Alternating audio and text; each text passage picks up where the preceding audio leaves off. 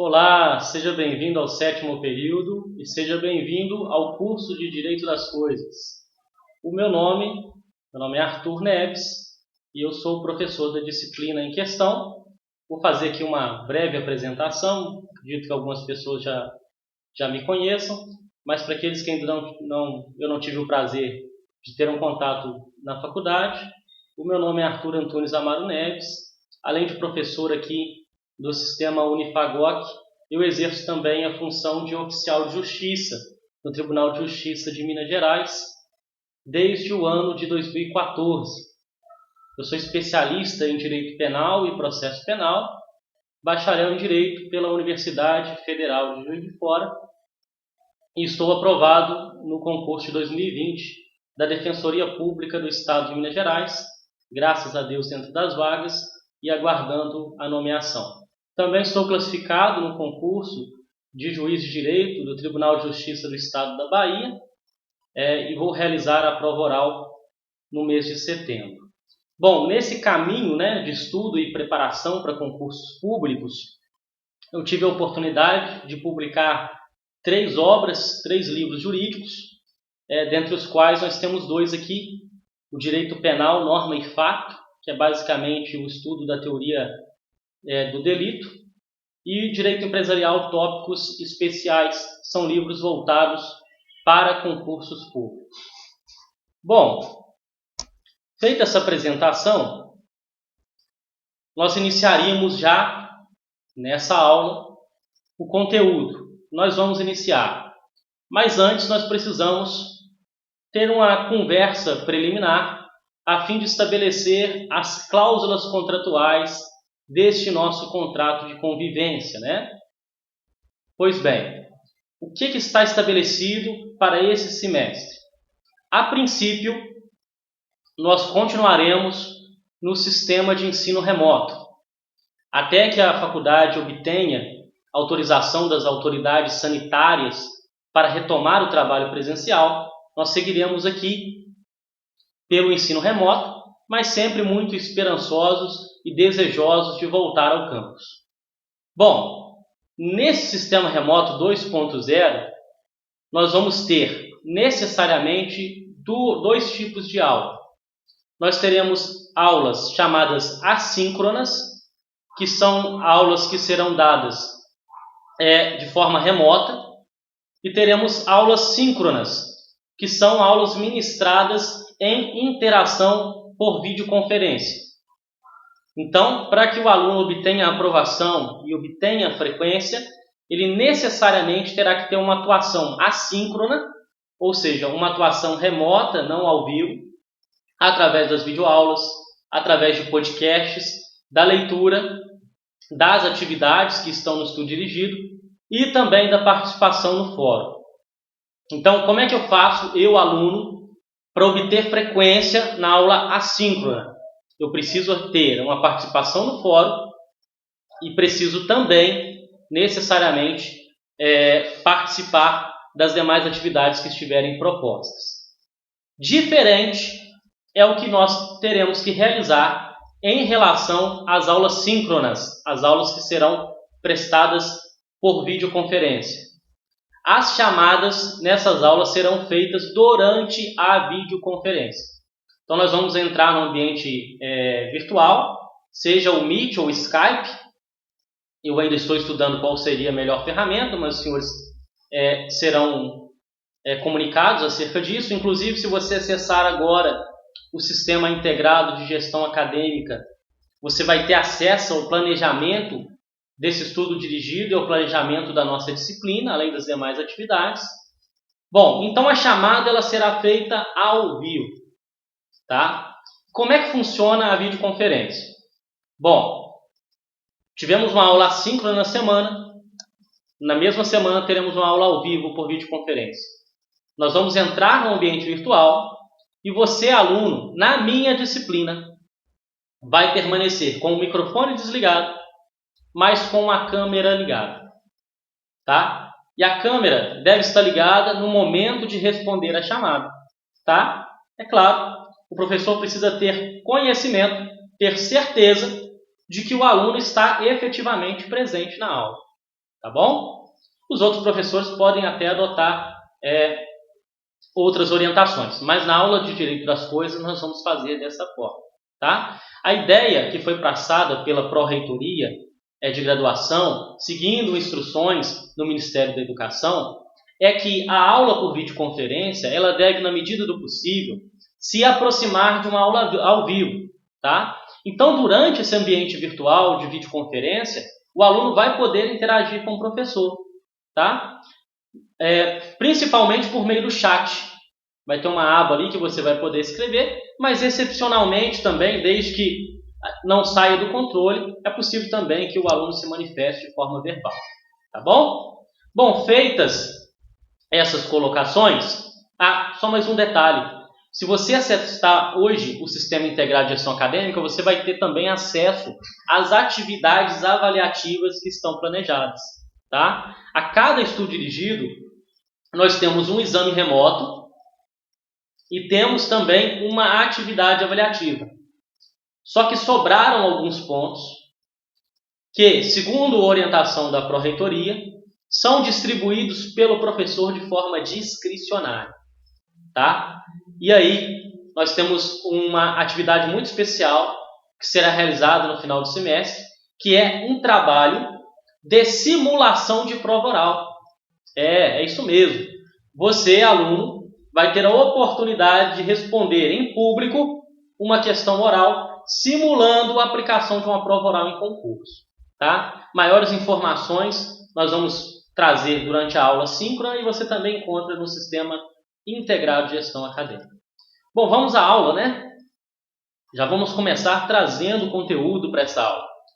Bom, introdução. Direito das coisas. Que coisa é isso, né? O que é o direito das coisas? Senhores, conceitualmente, o direito das coisas é um sub-ramo do direito civil. É um subsistema do direito civil. E aqui eu vou abrir um parênteses, porque o aluno sempre pergunta, professor, qual o manual que nós devemos adotar? Bom, você adote o manual que você já vem adotando. Aquele que você tem maior intimidade e maior tranquilidade com a leitura. Não obstante, eu vou fazer aqui a indicação do livro do professor Flávio Tartucci. Sem dúvida, é uma das maiores referências hoje no direito civil brasileiro. É um livro de volume único, tá? Que vai atender aí toda a sua graduação e também será útil quando você se formar, caso você tenha interesse em manter, de dar continuidade aos estudos da matéria civilista. Tá? Então, a indicação de bibliografia do professor é o Manual de Direito Civil do professor Flávio Tartucci. Bom, direito das coisas. Que coisa é isso? O direito das coisas é um subsistema normativo que integra um outro sistema normativo, que é o direito civil. E compreender isso é muito importante. Porque quando eu compreendo que determinado sub-ramo está sistematicamente conectado a um ramo maior, isso me permite importar para dentro daquele subsistema uma série de normas gerais, princípios gerais do sistema maior. Então, por exemplo, quando nós estivermos falando de direito da propriedade, nós vamos ver que a propriedade precisa cumprir a sua função social. E que a função social está tratada na parte geral do Código Civil. Nós vamos ver que o exercício dos direitos reais e do direito possessório tem que atender à boa-fé objetiva. E aonde que eu encontro a regulamentação da boa-fé objetiva? Na parte geral do Código Civil. Nós vamos ver que as relações jurídicas instrumentalizadas pelas coisas e pelos direitos reais têm como titulares pessoas capazes ou incapazes, não é? Então perceba, personalidade jurídica, capacidade de direito, relação jurídica, direito subjetivo, dever correlato, são todos conceitos da parte geral do Código Civil que têm interpenetração dentro do sistema, desse microsistema que é o direito das coisas. Então, o direito das coisas é um microsistema do direito civil e que, assim como todo direito civil, está, como nós veremos, filtrado por um processo de constitucionalização do direito civil ou publicização do direito civil, que é um marco característico dos códigos civis em ordens constitucionais marcadas pelo neoconstitucionalismo. Tá? Nós vamos ver, por exemplo, que numa convenção de condomínio não se pode estabelecer como regra do estatuto condominial que o condômino inadimplente não possa utilizar as áreas de lazer do condomínio. Isso não pode ocorrer. Você vai ver que o condômino não pode ser punido pelo condomínio sem um mínimo de contraditório e ampla defesa. Isso tudo vem de onde? Isso vem de uma projeção, de uma infiltração constitucional dentro do Código Civil. Nós compreendemos que os direitos fundamentais possuem eficácia horizontal, que decorre da sua eficácia objetiva. Então, hoje, o direito civil brasileiro ele tem que ser interpretado à luz da Constituição, à luz da força normativa da Constituição. E isso afetará também o direito das coisas. Mas vamos prosseguir com o nosso conceito. O direito das coisas é um ramo do direito civil que regulamenta os direitos reais e a posse. Eu ia falar direito de posse, mas é porque existe uma discussão se a posse é direito ou é fato. Então vamos reformular esse conceito. O direito das coisas é um subsistema do direito civil que regulamenta o exercício da posse e dos direitos reais. Tome nota, anote aí no seu material, no seu caderno, que o objeto do direito das coisas é o direito possessório e também os chamados direitos reais. E aí, se você, dependendo do manual que você pegar, que você tomar para o seu estudo, você vai ver que alguns manuais chamam todo esse subsistema de direitos reais, enquanto o professor Flávio Tartucci trata como direito das coisas. Justamente por causa dessa distinção. O direito possessório não se confunde com os direitos reais. Então, o direito das coisas seria um gênero e haveriam duas espécies, o direito possessório e os direitos reais. Bom, trazendo uma ideia preliminar do que seja um direito real, a princípio, de forma preambular, sem grande profundidade técnica, o direito real ele é um poder, uma prerrogativa vantajosa do ordenamento jurídico que o seu titular exerce em relação a uma coisa, seja um bem móvel ou um bem imóvel. Então, por exemplo, eu adquiri esse manual, tá? Por meio de uma compra online. No momento que eu fiz essa compra e venda, eu me tornei proprietário desse material. Então, eu, pessoa física, possuo um poder, uma prerrogativa vantajosa em relação a esse livro, que é uma coisa. Essa prerrogativa vantajosa se chama propriedade. E a propriedade é um tipo de direito real. Existem outros tipos de direitos reais que nós vamos estudar. Mas o que você precisa entender? E é preciso fazer essa compreensão preliminar, porque é impossível estudar qualquer objeto sem ter um mínimo de ideia do que seja esse objeto, a fim de poder gerar uma delimitação. Isso é o que nos ensina o próprio professor Miguel Reale, né? Para eu poder falar de algo, eu preciso ter uma ideia ainda que é abstrata do que seja essa coisa. Tá? Então, do ponto de vista preliminar, o que é o direito real? O direito real é um poder que a pessoa detém sobre uma coisa. Tá? Beleza. Então, nós sabemos o que é direito das coisas, sabemos que teremos que estudar direito possessório e que teremos que estudar os direitos reais. Para aprofundar um pouco nesse tratamento conceitual, nós temos que começar a compreender um pouco melhor, e agora não mais de forma preliminar, mas de forma substancial, o que sejam os direitos reais.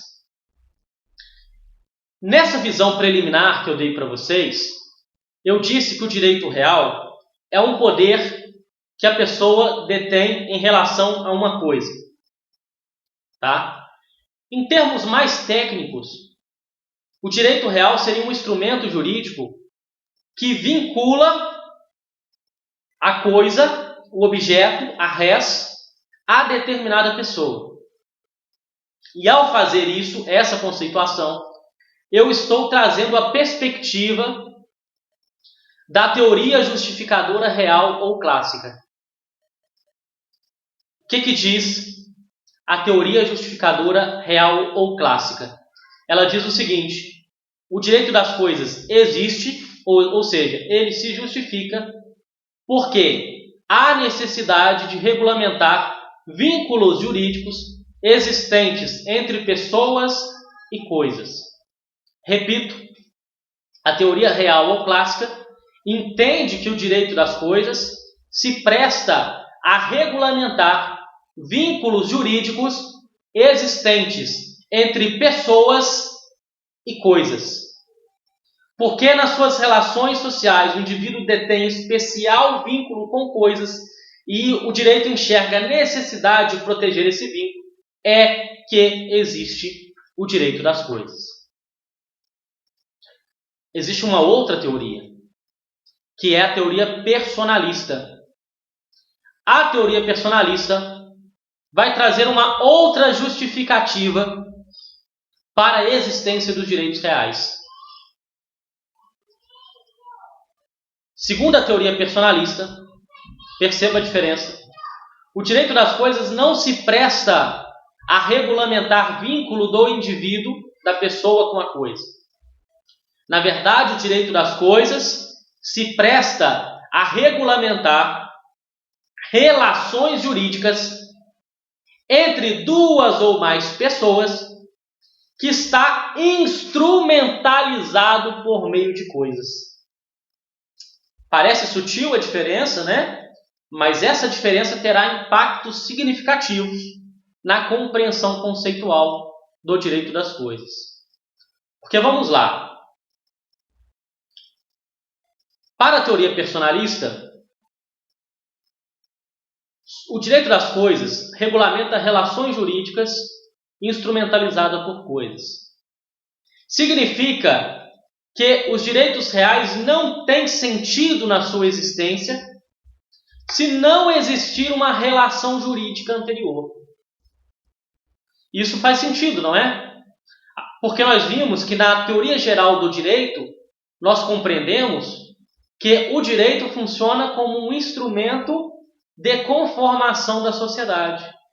O direito ele funciona como um instrumento de regulamentação de relações intersubjetivas entre subjetividades, entre pessoas. E compreender que o direito das coisas, os direitos reais, se prestam a dar estruturação jurídica a uma relação jurídica específica é extremamente interessante do ponto de vista metodológico, porque nos permite diferenciar uma relação jurídica de direito real de outras relações jurídicas. Vamos tentar fazer essa diferenciação? Vamos lá. Vamos imaginar um direito pessoal que tem a sua matriz obrigacional, ou seja, decorre de uma obrigação. Como é que funciona essa estrutura da relação jurídica? Eu tenho um sujeito ativo, não é? Esse sujeito ativo, ele detém um direito, e nós vamos chamar esse sujeito ativo, na relação jurídica de direito obrigacional, de credor. O credor é o sujeito ativo e ele tem um direito. Qual que é o nome do direito que ele tem? O credor tem um crédito. e ele tem o crédito em face de um sujeito passivo. E nós chamamos esse sujeito passivo de devedor. Então perceba, numa relação jurídica obrigacional nós temos credor, devedor e temos um crédito. O devedor, ele possui um dever, e esse dever se consubstancia em um débito, numa obrigação, tá? Uma obrigação de fazer, de não fazer, ou de dar coisa certa ou incerta. Tá? Então essa é a estrutura de uma relação jurídica obrigacional. Se o devedor não cumpre a sua prestação, ocorre um fenômeno, que é o fenômeno da inadimplência. Ocorrida a inadimplência por parte do devedor, surge para o credor uma pretensão de satisfazer o seu crédito. E essa pretensão, ela pode gerar uma responsabilidade civil contratual, desde que ela seja exercida dentro do prazo prescricional. Percebam, todo o capítulo de direitos reais está tratado nessa estrutura da relação jurídica obrigacional. Quando nós falamos de direitos reais, nós temos uma relação jurídica totalmente diferente. Tá? Vamos imaginar que eu tenho um indivíduo, ele é o sujeito ativo de uma relação jurídica de direito real, e ele possui direito de propriedade sobre um imóvel. Ele é proprietário de um imóvel. Bom, ele é o sujeito ativo, correto? Eu vou chamar ele de credor? Não. Eu vou chamar ele de proprietário. E ele detém um direito. Que direito que é esse? É o direito a um crédito? Não. O nome desse direito é propriedade. Essa propriedade se vincula a um objeto físico, material, que é o imóvel. Do outro lado, eu vou ter um sujeito passivo. Quem que é o sujeito passivo? O sujeito passivo é a totalidade das pessoas, tá? Que tem o dever de não invadir, de não molestar, de não turbar a propriedade desse sujeito ativo. Então perceba que numa relação jurídica de direito obrigacional, o polo passivo ele é aberto. E aí nós vamos ver na sequência que uma das características dos direitos reais é a sua eficácia erga omnes, oponibilidade erga omnes. Ou seja, no polo passivo dessa relação jurídica eu tenho toda a generalidade das pessoas. Então eu tenho um polo passivo aberto. E quando um sujeito passivo viola esse direito de propriedade, eu tenho inadimplência? Não. Eu tenho ato ilícito. Ato ilícito que está definido no artigo 186 do Código Civil. Então perceba como a interpretação desse subsistema depende da compreensão da parte geral do Código Civil. Bom, se houve a prática de um ato ilícito, não inadimplência, surge para o titular do direito de propriedade, sujeito ativo, uma pretensão. E é uma pretensão que poderá gerar uma responsabilidade extracontratual e não uma responsabilidade contratual. E responsabilidade extracontratual desde que seja exercido também no prazo prescricional. E olha que interessante. Como nós estamos falando de responsabilidade civil, o prazo prescricional é de 3 anos. Lá na relação obrigacional, como regra, o prazo prescricional é de 10 anos, porque nós temos uma relação contratual, salvo as hipóteses previstas ali no Código Civil, em que outras obrigações possuem prazos prescricionais distintos.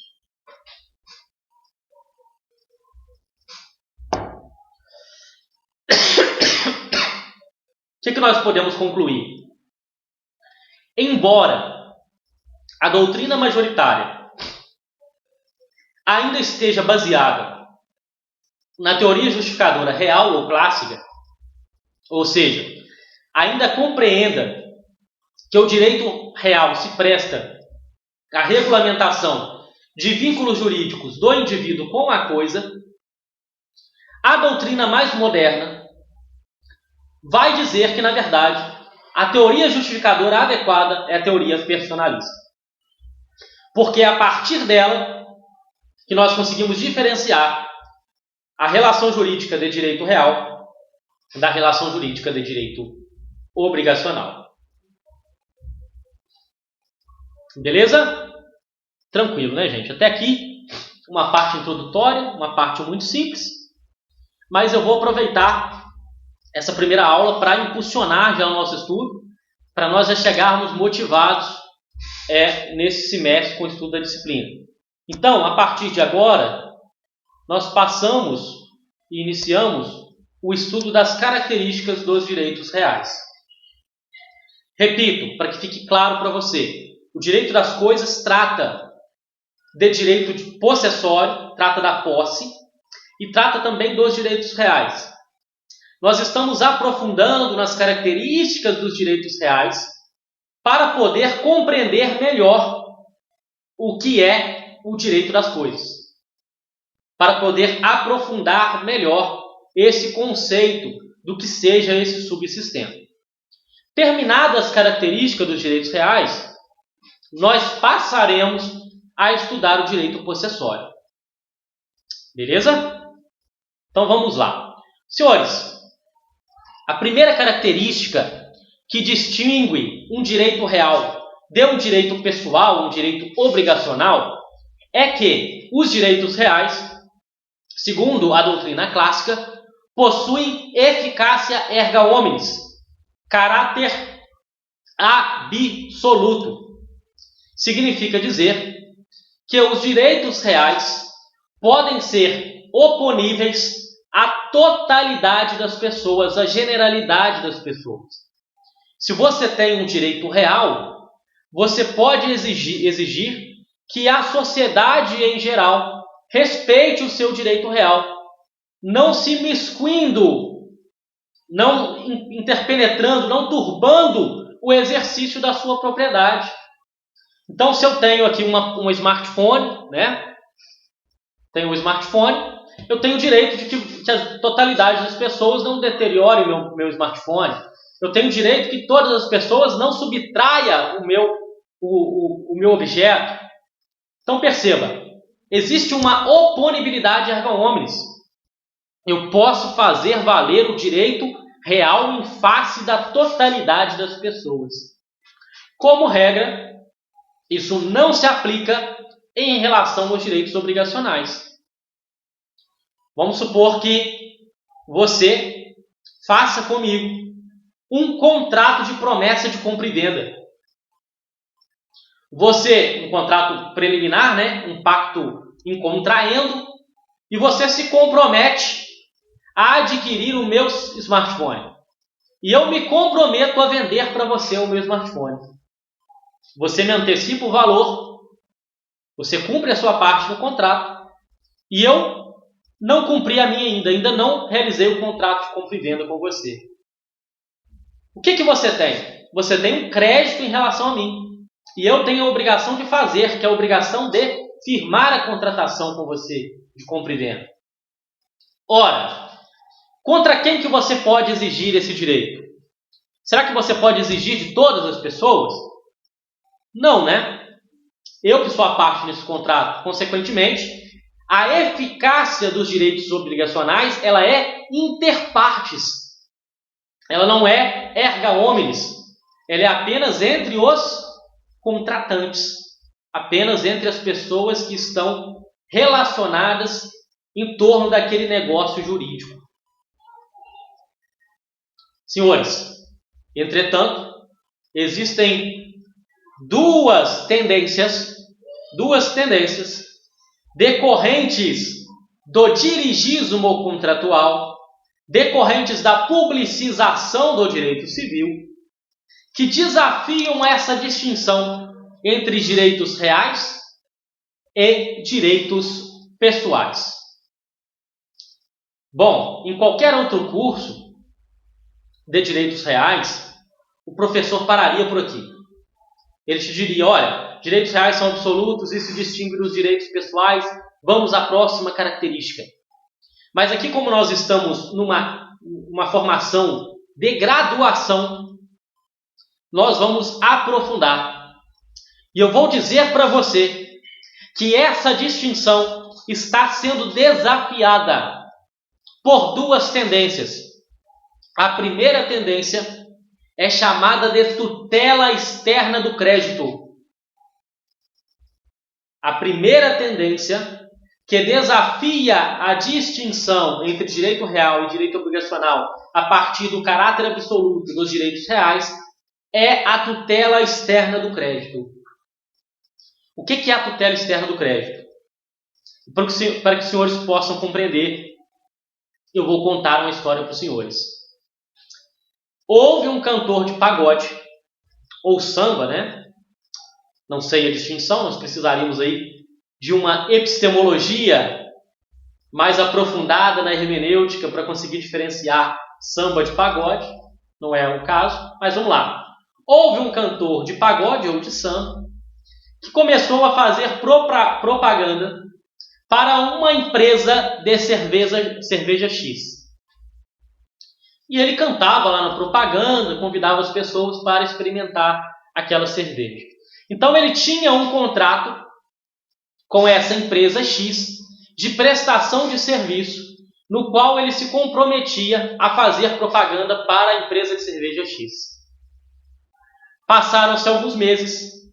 A empresa de cerveja Y contratou esse artista e ele começou a fazer propaganda para a cerveja Y.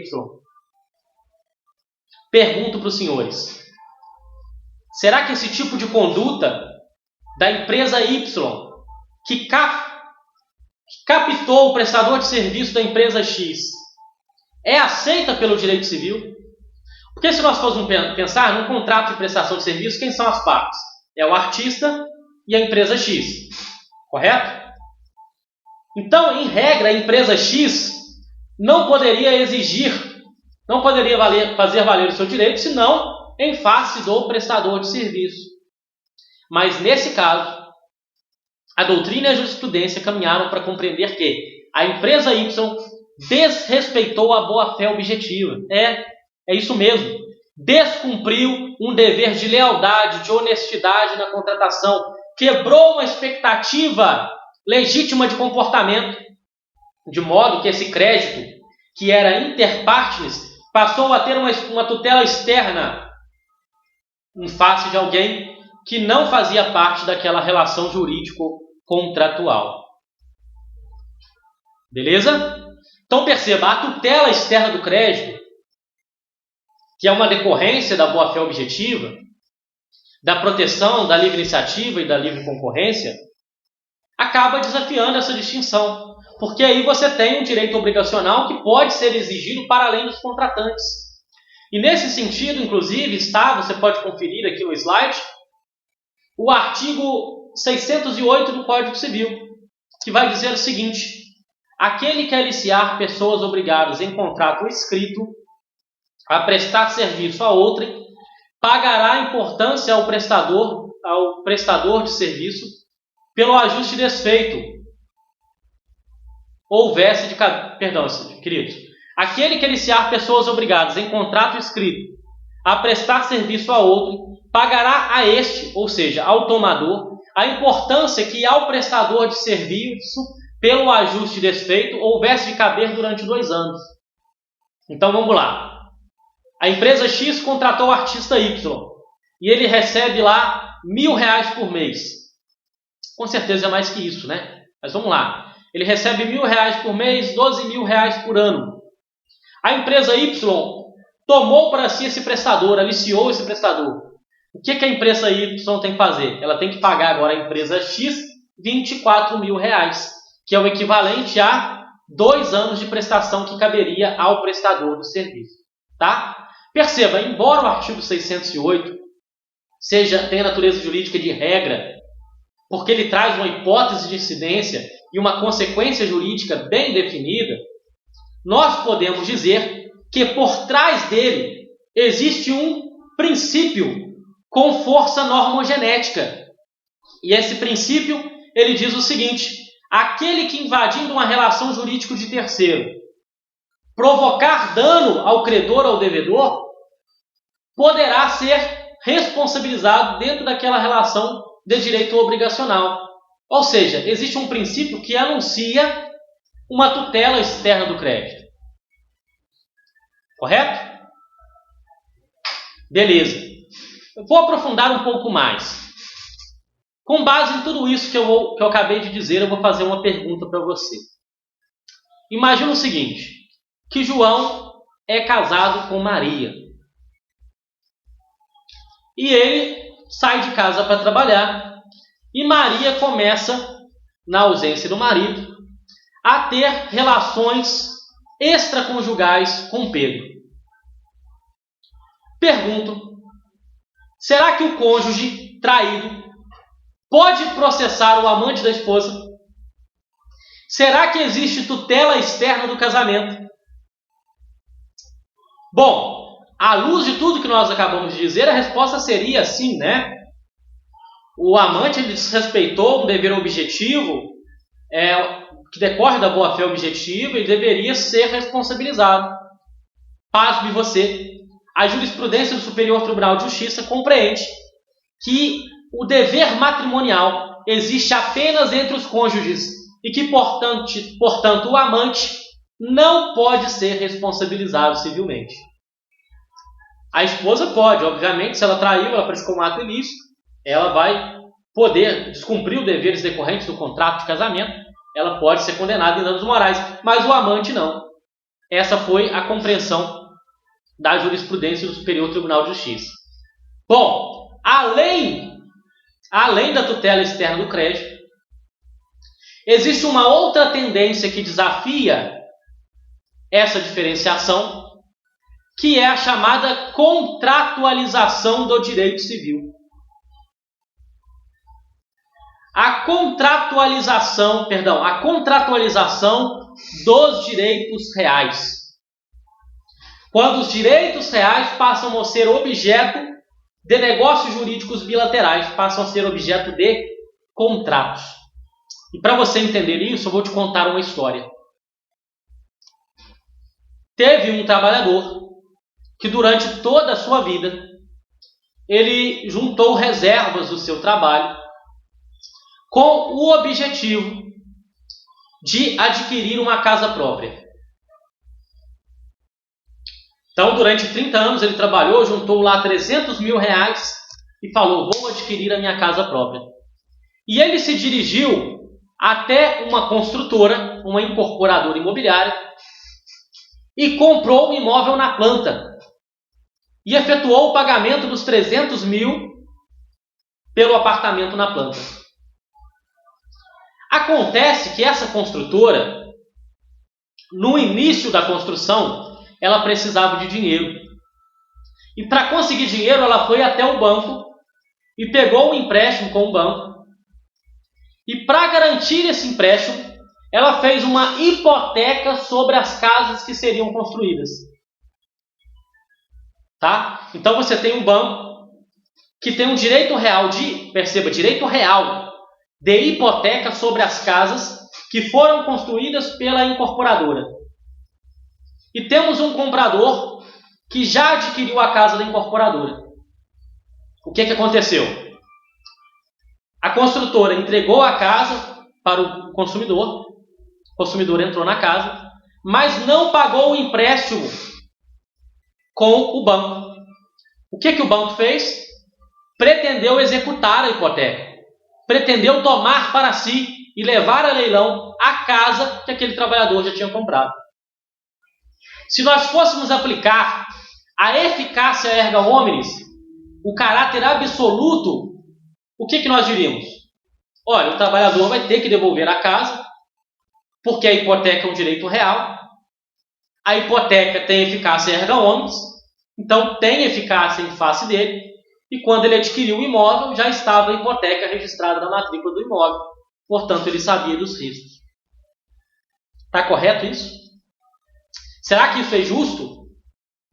O Superior Tribunal de Justiça disse que não. e editou essa súmula aqui, ó. Editou essa súmula aqui, a súmula 308. A súmula 308 é o seguinte, presta atenção. A hipoteca firmada entre a construtora e o agente financeiro é o banco, anterior ou posterior, não importa o tempo, à celebração da promessa de compra e venda, não tem eficácia perante os adquirentes do imóvel. Ou seja, não tem eficácia perante o adquirente do imóvel, então não tem eficácia erga omnes, mas é um direito real. Então perceba, essa contratualização dos direitos reais também mitigou essa diferença entre direitos reais e direitos obrigacionais. Senhores, isso são tendências, tá? A teoria externa do crédito e a contratualização dos direitos reais é uma tendência que acaba retirando essa diferenciação. Mas do ponto de vista abstrato, os direitos reais ainda se diferem dos direitos obrigacionais, porque os direitos reais possuem eficácia erga omnes. Beleza?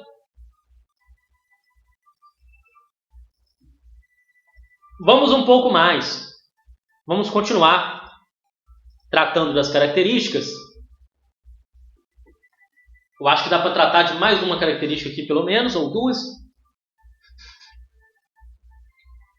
Vamos lá. Beleza. Outra característica dos direitos reais é a característica ambulatorial. Também é sinônimo dessa característica a expressão sequela, inércia ou aderência. O que significa isso? Significa o seguinte: por ficção jurídica, o direito real ele está transubstanciado na coisa, ele está incorporado na coisa, ele está preso na coisa, ele tem uma aderência à coisa. E onde a coisa for, o direito real vai junto. Então, olha só que interessante. Eu sou o proprietário do smartphone, né, do celular. Tenho direito de propriedade. Vamos supor que você subtraia para si ou para outro em esse objeto ali, o móvel. Pratique o delito do artigo 155 do Código Penal Brasileiro, que é punido com a pena de reclusão de 1 a 4 anos e multa, o crime de furto. Você furtou o celular, levou para sua casa. Chegou na sua casa, você vendeu o celular para outra pessoa, e essa pessoa não sabe e nem deveria saber que o celular ele é produto de crime. Então ela não pratica o delito de receptação, mas ela toma posse do celular. E essa pessoa vende para uma terceira pessoa. Pergunto, eu perdi o meu direito de propriedade? Será que eu tenho o direito de ir lá atrás desse celular e tomar ele de volta? Será que eu posso mover uma ação possessória para reaver a propriedade do celular? E a resposta é sim. O meu direito de propriedade continua na coisa, e aonde ela for, eu posso exercer o direito de sequela, que é o direito de reaver a coisa. Tá?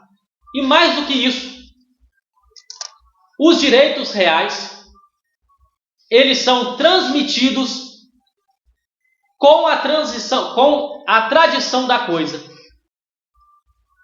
Vamos pensar no outro direito real, que é o direito real de usufruto, que é o direito de usar, gozar da coisa. Então, eu sou proprietário do imóvel, da casa, tá? E eu faço um usufruto em favor da minha filha, tá? E registro esse usufruto no registro de imóveis, averbado na matrícula do imóvel. Aí eu pego e vendo esse imóvel para outra pessoa. Será que essa pessoa pode tirar a minha filha do imóvel? Será que pode tirar o usufruto? Como regra, não. Por quê? Na medida em que eu estou fazendo a transferência da propriedade da coisa, eu estou transferindo junto com ela os demais direitos reais. O usufruto, no caso, mas poderia ser uma hipoteca. Imagina que eu hipotequei a minha casa e estou vendendo para você a minha casa. Se você adquire a casa, como regra, você está sujeito a perder o imóvel pela hipoteca. Por quê? A hipoteca está presa na casa e esse direito real é transmitido junto com a transmissão da coisa. Correto?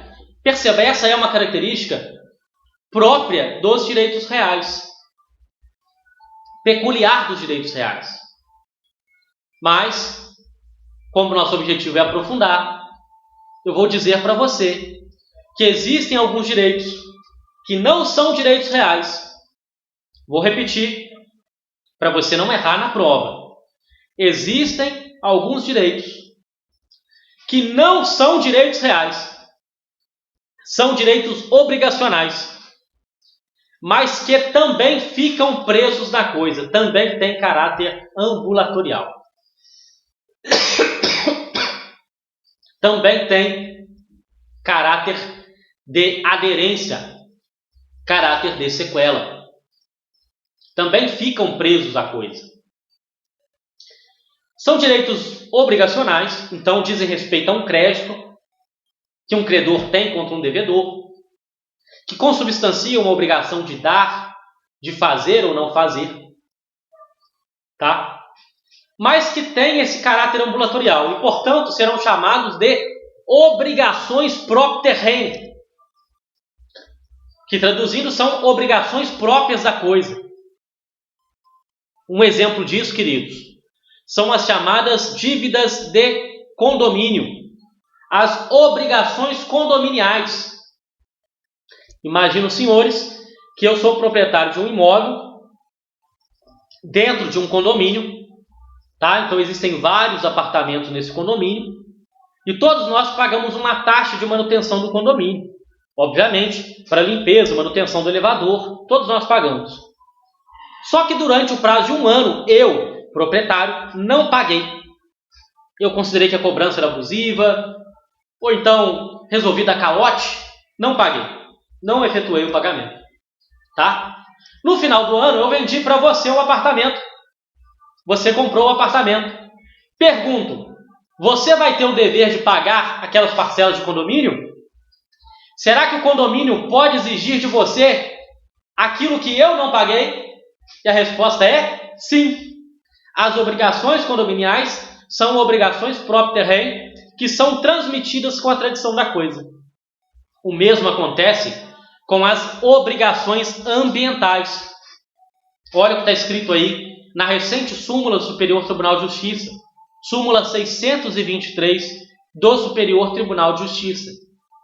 As obrigações ambientais possuem natureza propter rem, sendo admissível cobrá-las do proprietário ou possuidor atual e dos anteriores, à escolha do credor. Então, olha só, vamos supor que eu tenho uma fazenda aqui, minha fazenda, um sítio em Atibaia, tá?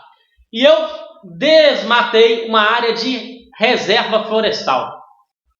Pratiquei, portanto, um ato ilícito ambiental, posso ser demandado pelo Ministério Público ou pelas pessoas jurídicas de direito público competentes em uma ação civil pública que vise a indenização desse dano ambiental. Tá? Só que quando eu vi que eu ia ser processado, o que eu fiz? Eu vendi o meu sítio em Atibaia. Aí eu te pergunto, o novo proprietário pode ser condenado a pagar danos materiais e morais e promover a reparação do dano ambiental que eu pratiquei? A resposta é sim, porque obrigações ambientais são obrigações próprias da coisa. Obrigações propter rem. Então, meu amigo, vai comprar algum bem? Toma cuidado. Verifica se não existem obrigações propter rem. Porque você pode estar adquirindo um bem, tá achando que está aumentando o seu patrimônio, na verdade você está abraçando um passivo enorme, que poderá te conduzir, inclusive, à insolvência. Né? Imagina, o cara que comprou esse imóvel, dependendo da capacidade financeira dele, ele se tornou insolvente no momento da compra. Não é? E aí, meu amigo, se você está insolvente, perceba, toda transação que você fizer, se você está insolvente, você tem uma ação proposta contra você, toda alienação que você fizer é fraude à execução. São negócios jurídicos ineficazes. Não tem como fugir. Beleza? Agora eu quero chamar a atenção para vocês de um erro clássico que as pessoas cometem, sobretudo no que se refere à compreensão do senso comum. Vamos supor que eu sou proprietário desse apartamento, tá? E eu não paguei conta de água durante 6 meses. Não paguei a conta de água. Beleza? Não paguei. E por causa do Covid-19, existe uma regulamentação que não pode ter corte de água nem de energia nesse período. Bom, eu pego e vendo essa casa para você. Aí eu te pergunto, a empresa de tratamento de água vai poder cobrar de você essas parcelas de água? A empresa de energia elétrica pode cobrar de você aquilo que eu não paguei de energia elétrica? Um outro exemplo. Vamos supor que eu não sou o proprietário desse imóvel, mas eu sou o locatário, eu aluguei. Aí eu fiquei aqui, não paguei água nem luz e fui embora. Será que a empresa pode cobrar da proprietária do imóvel? Será que a parcela de água e de energia consubstancia uma obrigação própria da coisa, uma obrigação própria do terreno? A resposta é não. Obrigações de água, esgoto, energia elétrica e parcela da associação de moradores, meu amigo, não é obrigação próprio terreno, é obrigação pessoal. Então, o proprietário do imóvel não tem que pagar a conta de luz do inquilino para religar a luz. Aquele que adquire um imóvel com dívida de água e de luz tem direito à religação da luz imediata, da luz imediata, tá? Não são obrigações próprias da coisa. Beleza? Muito bacana, né? Bom, mas lembre-se, as parcelas e as dívidas e obrigações de condomínio são obrigações próprio terreno. São obrigações próprias da coisa. E aí, eu quero chamar a atenção de vocês para um julgado muito interessante, muito recente, do Superior Tribunal de Justiça, que é esse daqui, é o RESP 1473-484 do Rio Grande do Sul, de relatoria do ministro Luiz Felipe Salomão. Olha, é um julgado de agosto de 2018, mais ou menos um ano, um julgado, portanto, recente. Qual que é a materialidade de fundo aqui, né? O que aconteceu nesse caso? Bom, presta atenção na história, e sobretudo na ordem cronológica das coisas. Tinha um condomínio, tá? Com vários apartamentos. E esse condomínio estava fazendo uma reforma na fachada. Tá?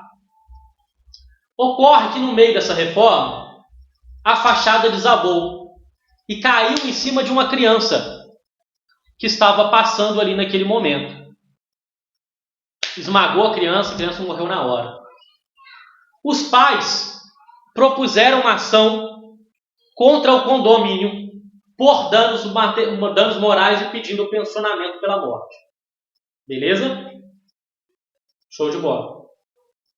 Passado alguns meses, uma pessoa foi lá e comprou um apartamento naquele condomínio. Depois do fato, ela comprou um apartamento lá. Beleza? Show de bola. O processo transcorreu, o condomínio perdeu, foi condenado. E o condomínio não tinha bens próprios. Vocês sabem que condomínio não tem personalidade jurídica. Então, quem que responde pelas obrigações do condomínio? Os condôminos, que são os proprietários dos apartamentos, não é? Aquele proprietário que adquiriu depois do fato foi executado e nessa execução ele teve penhorado o apartamento que ele comprou e ele perdeu o apartamento. O apartamento foi vendido e pagou o dano material e o dano material e moral para aquela família. Perceba, ele adquiriu depois do fato. Aí, obviamente, ele recorreu e isso chegou ao STJ. O que o STJ disse? Vamos ler o informativo. As despesas condominiais, inclusive as decorrentes de decisões judiciais, são obrigações próprio terreno e por isso será responsável pelo seu pagamento, na proporção da sua fração ideal, aquele que detém a qualidade de proprietário da unidade imobiliária, ou seja, titular de um dos aspectos da propriedade, desde que tenha estabelecido relação jurídica direta com o condomínio, ainda que a dívida seja anterior à aquisição do imóvel. Está vendo? Ele vai responder pelaquela responsabilidade civil, mesmo tendo adquirido depois. Aí continua. Portanto, uma vez ajuizada a execução em face do condomínio, se inexistente patrimônio do próprio para satisfação do crédito, podem os condôminos ser chamados a responder pela dívida na proporção da sua fração ideal. E olha só que interessante, ele alegou que como ele só tinha aquele imóvel, o imóvel era bem de família e, portanto, era impenhorável, né? Aí o STJ diz o seguinte, o bem residencial da família é penhorável para atender despesas comuns do condomínio. Isso porque lá na lei de bem de família, uma das exceções da impenhorabilidade é justamente os débitos de condomínio. Então, olha só que legal. Legal não, né? Olha só que trágico. O cara comprou o apartamento. No momento que ele comprou o apartamento, ele adquiriu um débito de responsabilidade civil e ele perdeu o apartamento que ele comprou. Não é? Por quê? Porque as despesas de condomínio têm obrigação o quê? Próprio terreno. Por isso, meu amigo, você vai ser advogado ou vai ter outra profissão, mas você vai adquirir uma casa, você vai adquirir bens. Deixa eu te falar uma coisa. Sempre que você vai adquirir um bem, você precisa investigar a pessoa que está te vendendo. Você tem que ir lá na justiça, retirar certidões, verificar se existe ação, verificar se existe execução em curso, tá? Senão você corre risco de perder o seu investimento. Beleza? O que é que nós vimos até agora? Vimos o caráter ambulatorial. Vimos também a eficácia erga omnes. Nós temos agora 57 minutos de aula. Vamos aqui fazer uma questãozinha de concurso público. Uma questão de procurador da República. Tá? Questão de 2015. Se você não sabe, o procurador da República, ele é um membro do Ministério Público Federal. O Ministério Público Federal, que é uma subdivisão do Ministério Público da União, cujo chefe é o Procurador-Geral da República. Então, ele é basicamente um promotor de justiça federal. Seria um promotor de justiça que atua perante a Justiça Federal. Tá ok? Beleza. E é simplesmente, senhores, o concurso público mais difícil do país. Tá? Maior grau de complexibilidade dentro da área jurídica. Muito mais difícil do que um concurso para juiz. Tá? Vamos fazer essa questão? É difícil, mas não é impossível. Vamos lá. De acordo com a jurisprudência do Superior Tribunal de Justiça, a dívida condominial constitui uma obrigação próprio terreno, cuja prestação não deriva da vontade do devedor, mas de sua condição de titular do direito real. Perfeito, exatamente o que nós acabamos de dizer. A dívida condominial constitui uma obrigação próprio terreno. 2. O dever de pagar pelo serviço de fornecimento de água tem natureza jurídica de obrigação próprio terreno. Está errado. Acabamos de ver que a dívida de água é uma obrigação pessoal, não é uma obrigação própria da coisa. 3. A necessidade de reparação integral da lesão causada ao meio ambiente permite a acumulação de obrigações de fazer e não fazer e de indenizar, que tem natureza próprio terreno. Exatamente, é o conteúdo da súmula, né? Do STJ, a súmula 623. Inciso 4. As obrigações criadas por associações de moradores podem ser equiparadas para fins de direito a despesas condominiais, sendo dívida próprio terreno. Está errado, portanto, estão corretos o inciso 1 e o inciso 3. Resposta correta, portanto, dessa questão a ser assinalada pelo candidato é a letra B. Letra B. Resposta correta dessa questão de Procurador da República é a letra B. Senhores, agora nós temos outras características, mas serão tratadas na nossa aula síncrona, né? Na nossa aula ao vivo. Senhores, é muito importante acompanhar a aula assíncrona, tá? Que eu dou matéria na aula síncrona, continuo na aula ao vivo. Dou matéria na aula assíncrona, continuo na aula síncrona. Então, é indispensável que você acompanhe também as nossas aulas por aqui. Senhores, bons estudos para todos, muito prazer. Eu estou à disposição dos senhores por meio do meu e-mail institucional, que foi informado aí via WhatsApp. Qualquer dúvida, conversa sobre a disciplina, nós estamos à disposição. Um ótimo período para nós, um ótimo semestre de estudos. Até mais. Sucesso a todos.